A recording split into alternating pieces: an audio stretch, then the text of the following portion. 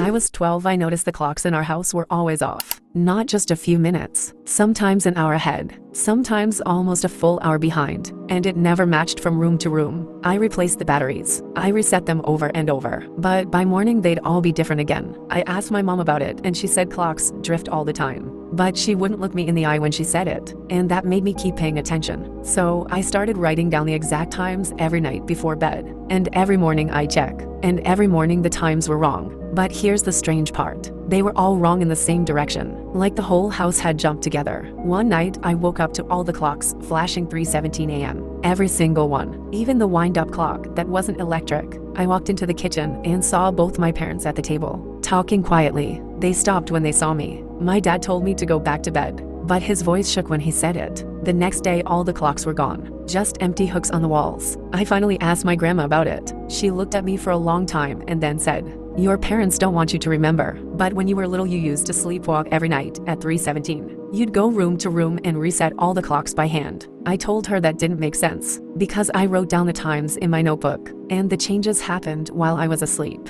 But she just said, "Maybe part of you is still awake when you're not." I thought she was messing with me, until I flipped through the notebook again, and in the margins, next to 3:17, over and over, in my handwriting, it said, "Wake up." The thing I thought made me weak. That obsession with details everyone else ignored. That's the only reason I even know something's off. And I don't think I've really woken up yet.